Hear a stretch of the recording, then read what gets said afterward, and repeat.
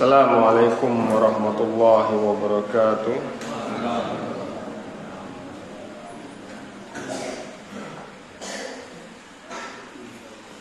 Bismillahirrahmanirrahim.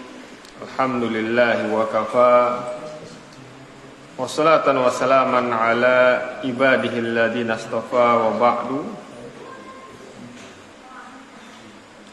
Hadis ketiga dari Kitabul Jami'. Mu'allif rahimahullah ta'ala berkata, wa an Nawas ibn Sam'an radhiyallahu ta'ala anhu qala sa'altu Rasulullah sallallahu alaihi wa alihi wasallam anil birri wal ismi. Jadi beliau berkata dari Nawas ibn Sam'an radhiyallahu ta'ala anhu, beliau berkata, saya bertanya kepada Rasulullah sallallahu alaihi wa alihi wasallam tentang albir wal itsm. Albir kebaikan, kalau terjemahan bahasa kita, al-itsm dosa. Jadi sahabat ini bertanya tentang dua perkara. Apa itu kebaikan dan apa itu dosa? Faqala, maka Rasulullah sallallahu alaihi wa alihi wasallam, albirru husnul khuluq. Maka Rasulullah sallallahu alaihi wa alihi wasallam bersabda, kebaikan itu adalah akhlak yang baik. Sudah cukup. Jawaban yang sangat ringkas dari Nabi sallallahu alaihi wa alihi wasallam. Kebaikan, akhlak yang baik. Selesai. Tidak perlu dikasih takrifat yang panjang, lebar. Kebaikan itu adalah akhlak yang baik.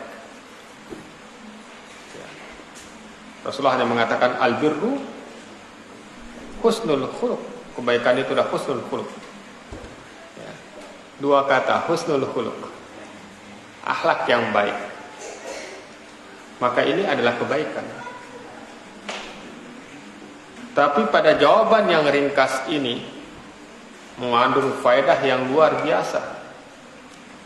Karena ini mengatur tentang akhlak seorang hamba terhadap Allah, akhlak seorang hamba terhadap sesama, dan akhlak seorang hamba terhadap hewan. Ketika dikatakan akhlak yang baik, akhlak ini mencakup pengertian yang sangat luas. Akhlaknya terhadap Sang Pencipta, akhlaknya terhadap sesama, akhlaknya terhadap orang kafir,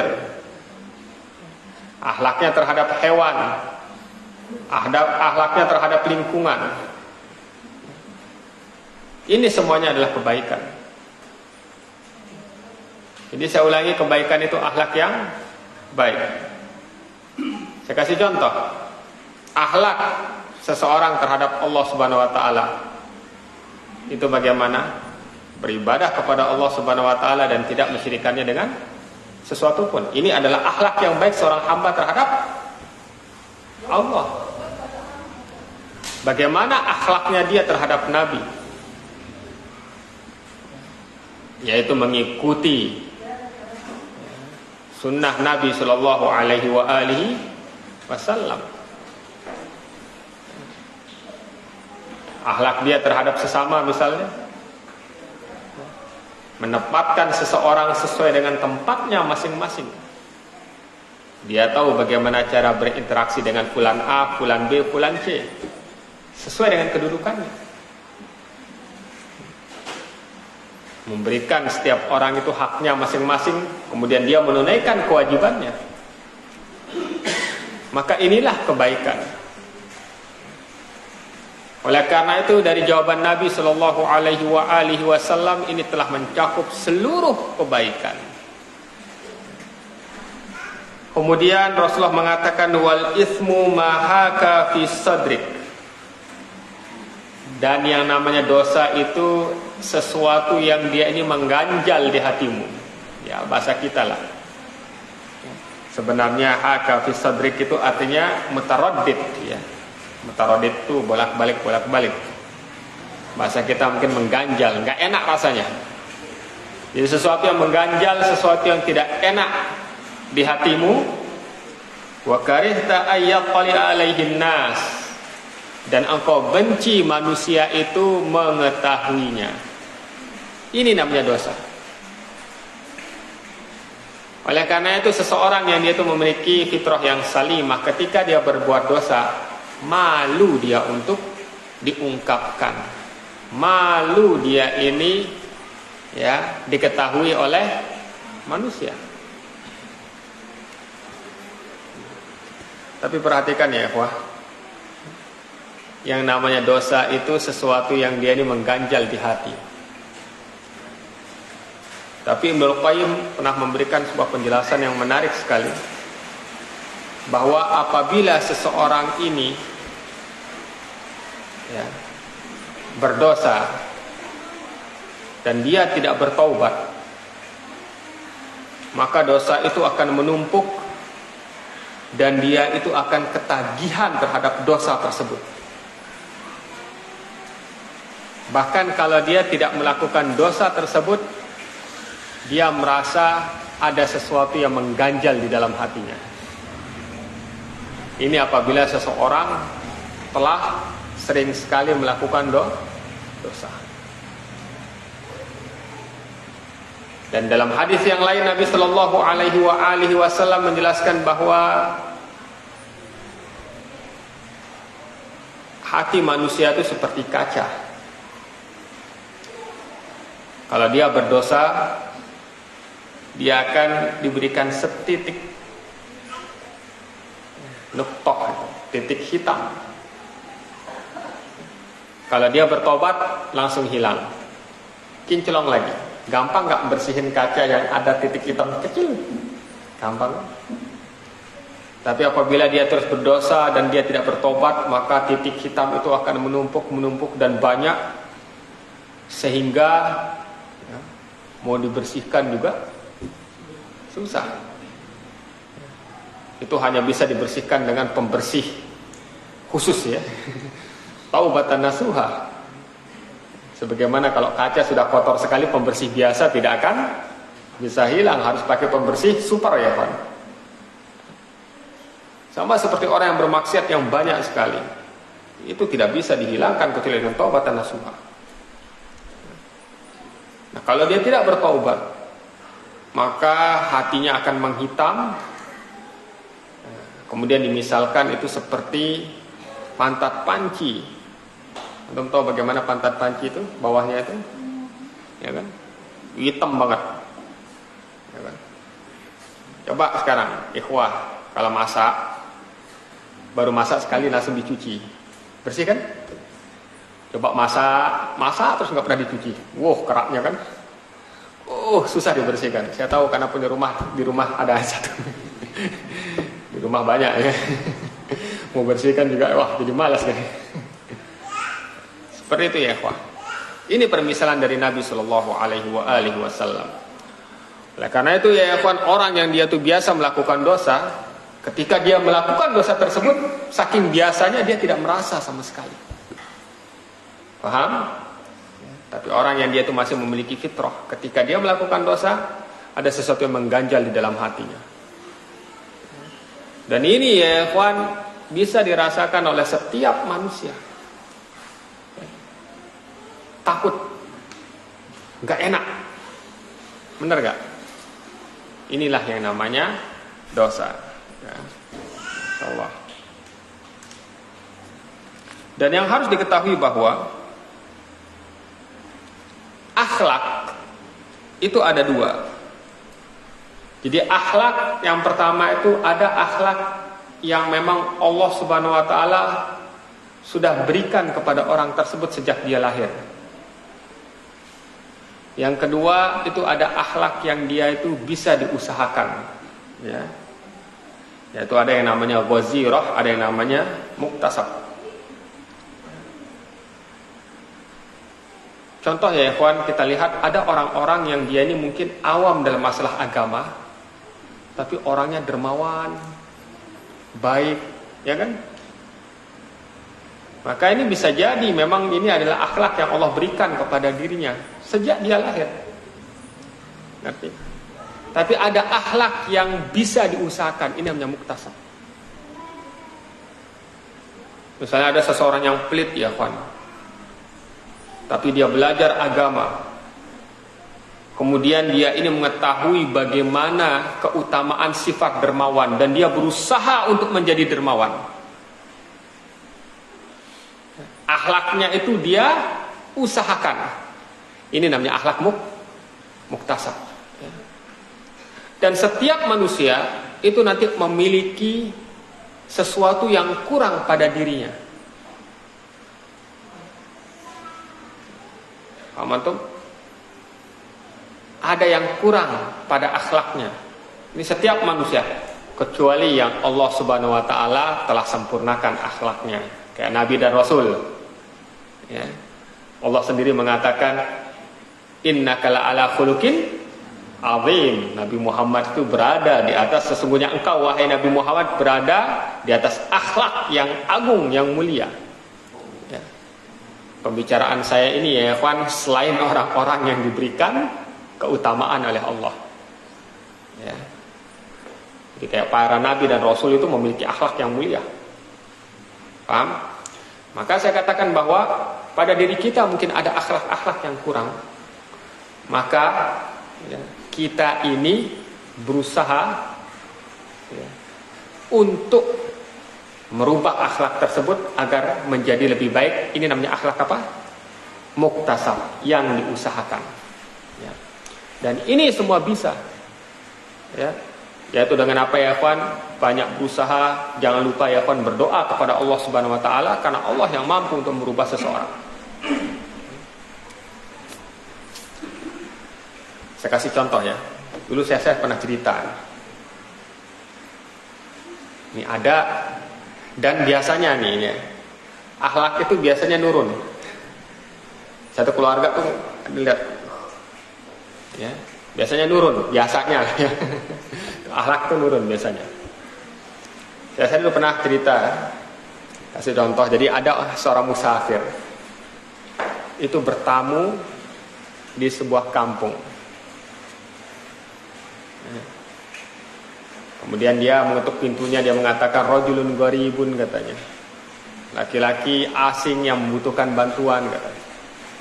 Ternyata di dalam rumah tersebut ada suami istri. Istrinya itu dermawan sekali. Ya. Pengen memberikan roti dan yang lainnya. Sang suaminya pelit. Jangan. Ngerti? Jangan. Jadi sampai suara sang suami itu terdengar keluar rumah. Ya. Kemudian apa? Sang istri keluar, ya, memberikan sedikit makanan. Ini yang bisa saya berikan kepada dirimu. Oh, tidak apa-apa. Kemudian dia melakukan perjalanan lagi, sampailah dia ke kampung sebelah. Zaman dulu jangan mikirin kampung itu kayak kita ya, kan sebelahan jalan. Ya. Biasanya kalau di Arab sana tuh kampung tuh letaknya jauh, ya jauh biasanya kan. Kampung sebelah, nanti, atau kota sebelah lah bahasa kita. Bertamu lagi, rajulun gharibun, laki-laki asing yang dia ini membutuhkan bantuan. Ternyata di dalam rumah tersebut ada laki-laki, suami istri. Laki-lakinya dermawan, istrinya pelit. Kebalikannya daripada yang rumah yang pertama. Akhirnya sang istri itu mengatakan jangan dikasih. Oh, sampai suaranya terdengar di luar. Kemudian sang laki-laki keluar membawa makanan. Maaf, ini hanya yang saya bisa berikan kepada kamu. Apa kata sang laki-laki ini? Masya Allah, saya mendapati kejadian yang sama di kampung sebelah. Rumahnya kayak gini. Dia disebutkan ciri-ciri rumahnya. Oh, itu. Apa katanya? Itu sang wanita adalah adik saya. Ngerti? Ternyata sang istri di sana yang dermawan itu saudaraan dengan sang laki-laki yang dermawan di sini. Sifatnya sama. Dan sang laki-laki yang pelit di sana ternyata saudaraan dengan sang istri yang pelit di sini. Jadi sifat itu bisa menurun. Oleh karena itu ya ikhwan, ketika menikahi seorang wanita, begitu juga ketika wanita ingin dinikahi oleh seorang laki-laki, itu kalau mau melihat akhlaknya, itu lihatlah keluarganya juga. Karena biasanya akhlaknya nurun, ya. Tapi paling penting dilihat agamanya. Kenapa? Karena bisa jadi mungkin akhlak keluarganya jelek, tapi karena dia beragama, dia berusaha untuk merubah akhlak tersebut menjadi baik. Karena disebut sebagai akhlak muktasab. Paham ya? Ini kisah nyata ya. Masya Allah.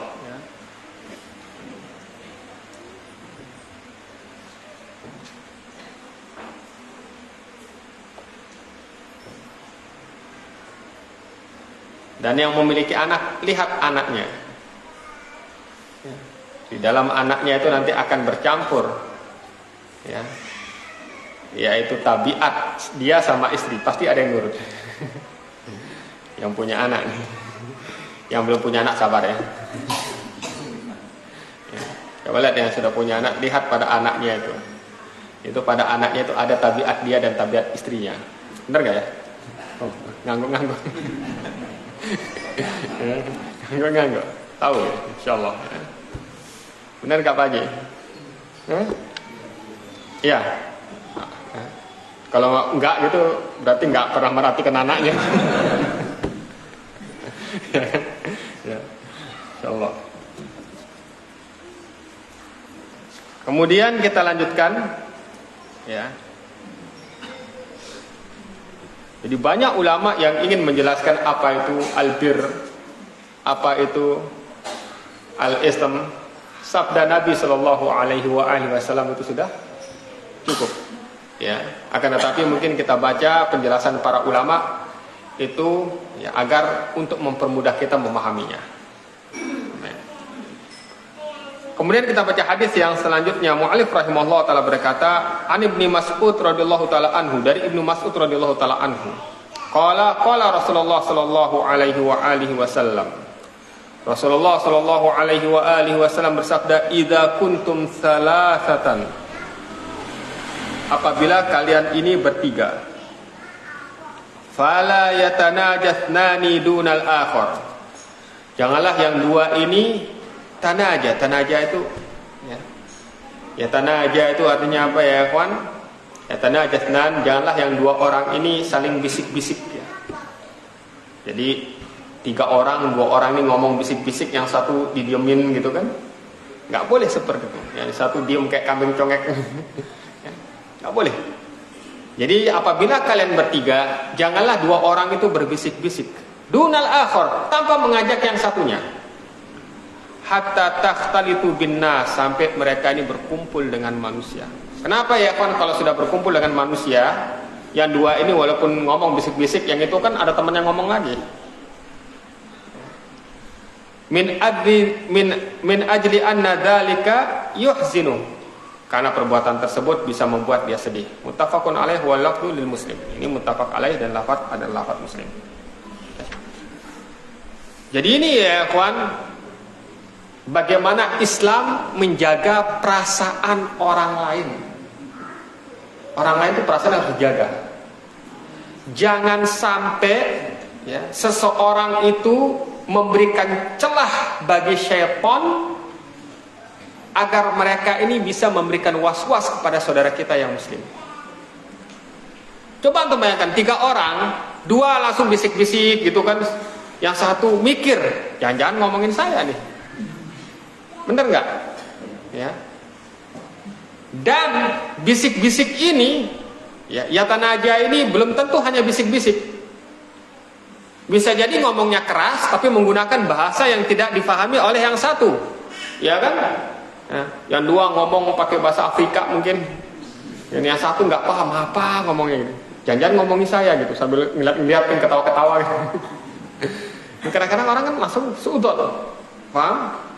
Jadi jangan sampai sekali-sekali itu memberikan celah untuk syaitan agar, ya, itu memberikan waswas pada saudara kita. Dan ini pernah terjadi pada Nabi Shallallahu Alaihi Wasallam. Nabi ketika i'tikaf, ya, itu dikunjungi oleh istrinya, salah seorang istrinya itu Sofia. Kemudian ketika pulang diantar oleh Nabi. Ada 2 orang sahabat melihat Nabi berjalan dengan seorang wanita, mereka malu, jalan cepat. Ya. Kenapa? Karena syaitan itu memberikan prasangka buruk. Rasulullah sama wanita ini. Siapa ini? Malu. Rasulullah mengatakan, pelan-pelan kalian berdua. Innaha Sofia, sesungguhnya dia Sofia. Yang 2 ini langsung bertakbir, Allahu Akbar, menunjukkan bahwa ini adalah perkara yang besar. Oleh karena itu Rasulullah SAW mengatakan bahwa syaitan itu ya, berjalan ya kawan, itu sebagaimana jalannya darah ya, pada pembuluh kalian. Mengerti? Ya. Kenapa? Karena muncul persangkaan. Siapakah wanita yang bersama Rasulullah? Nah ini juga sama.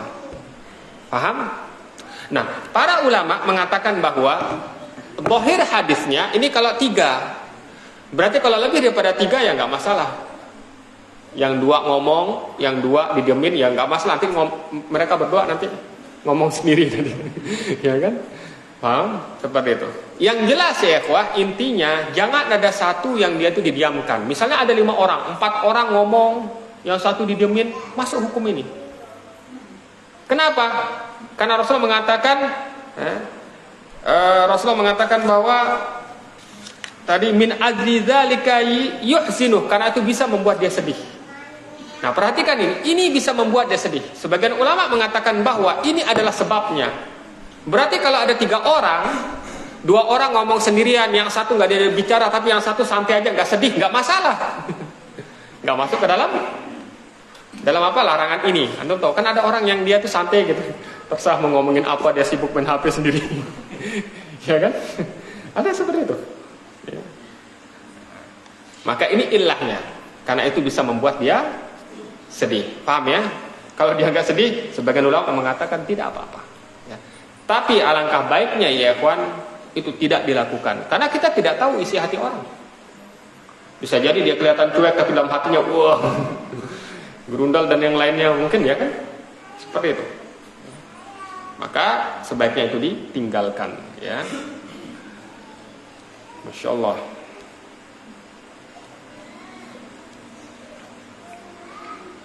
Oleh karena itu sebagian ulama juga mengatakan bahwa termasuk daripada berbicara atau berbisik-bisik yang dia itu dibenci, yaitu menggunakan bahasa yang tidak dipahami oleh yang satunya, sebagaimana saya jelaskan tadi. Ini sering terjadi nggak? Sering terjadi, ya, paham antum?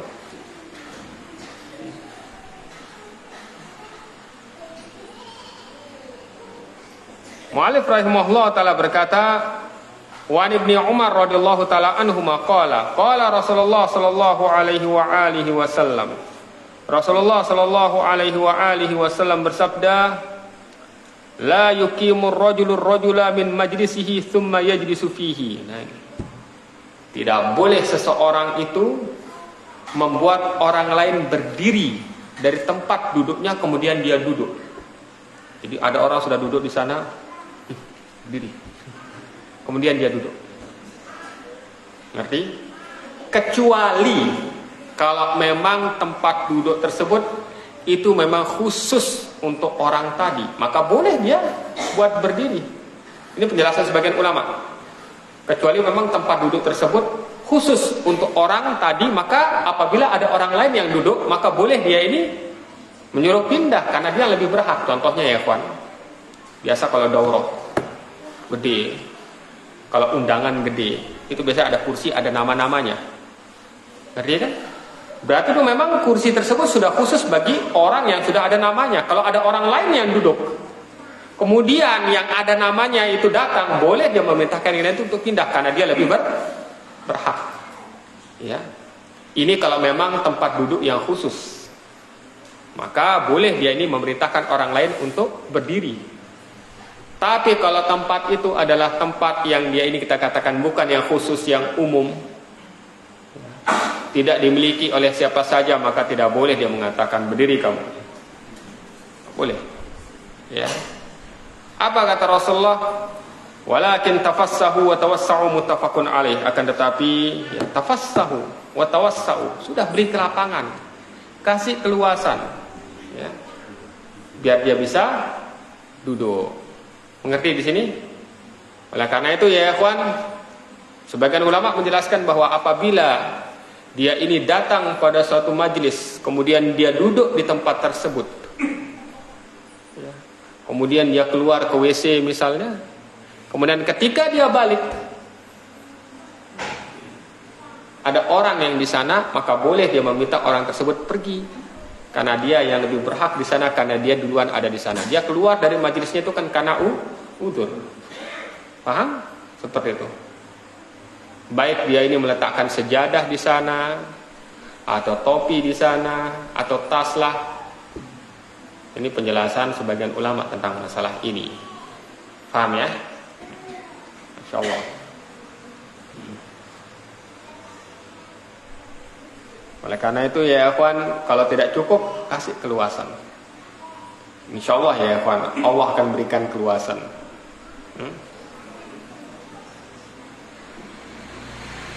Yafsahullahu lakum, katanya. Allah akan berikan keluasan bagi kalian.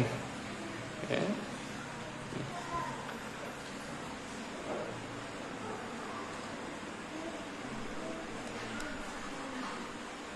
Masih ada waktu? Masih apa habis? Bingung, ada dua pendapat nih. Hah? Berapa menit lagi? Hah? 10 menit lagi. Kita lanjutkan satu hadis ya. Insyaallah. Nah, ini menarik ini. Ini sering saya pernah ditanya tentang hadis ini ya, mana? Mu'allif rahimahullah telah berkata, an Ibni Abbas radhiyallahu taala anhuma qala Rasulullah sallallahu alaihi wa alihi wasallam. Rasulullah SAW bersabda, "Idza akala ahadukum ta'aman," apabila salah seorang dari kalian makan makanan, fala yamsah yadahu hatta yalaqaha aw yul'iqaha. Jangan dia usap tangannya itu sampai dia jilat sendiri, atau dia minta orang lain untuk jilat. Muttafaqun alaihi. Hadis Nabi loh ya. Nanti kalau ada temennya jilat. Pertama, sebelum kita bahas tentang masalah menjilatnya, kita bahas dulu kenapa Rasulullah memerintahkan seperti ini. Karena dalam hadis lain dikatakan tidak diketahui di mana barokahnya. Tidak diketahui di mana barokahnya. Afan ya kawan, tentang masalah tadi, kalau dia duduk di sana, kemudian dia keluar karena udzur, kemudian dia balik lagi, ya, dia lebih berhak untuk di sana. Itu bukan berdasarkan perkataan saya, perkataan Nabi. Rasulullah SAW bersabda, ini hadis yang diriwayatkan oleh Imam Muslim. Beliau bersabda, "Man qama min majlisihi tsumma raja'a ilaihi fa huwa ahaqqu bih." Hadis riwayat Muslim. Ya, siapapun yang dia ini berdiri daripada majlisnya, yaitu tempat dia duduk, ya, kemudian dia ini, ya, siapapun yang berdiri dari tempat dia duduk, ya kawan, keluar misalnya atau gimana karena uzur, kemudian dia kembali, maka dia lebih berhak untuk berada di sana. Paham ya? Hadis riwayat Muslim.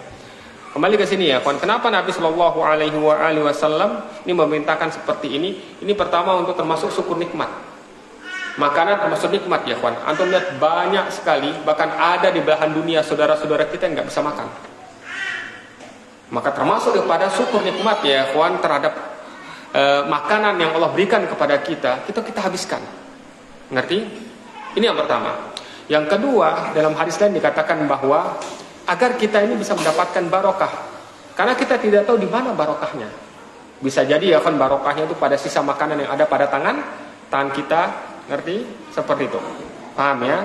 Kemudian apa sih yang dimaksud dengan barokah pada makanan ya kawan? Ya.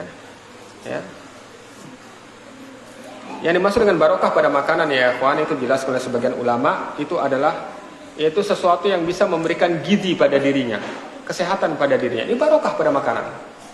Ngerti antum? Sehingga apa ya kawan, dia ini bisa sehat, ya, selamat dari penyakit, atau apa ya ikhwan, membuat badannya kuat sehingga dia ini bisa melakukan ketaatan kepada Allah Subhanahu wa taala. Ini termasuk daripada barokah makanan. Ya, jadi barokah makanan ya ikhwan, yaitu apa? Yang menguatkan dia untuk beribadah. Ngerti? Menjaga tubuhnya dari penyakit.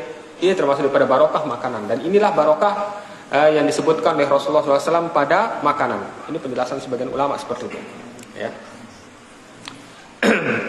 Kemudian kalau menjilat tangan sendiri, oke.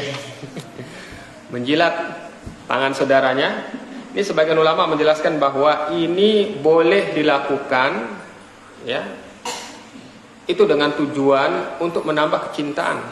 Dan ini bisa dilakukan kepada orang-orang terdekat, istrinya misalnya, anaknya. Jangan heran ya kawan, sekarang anak antum makan, di tangan anak antum itu ada sisa makanan, mungkin nggak dihabiskan.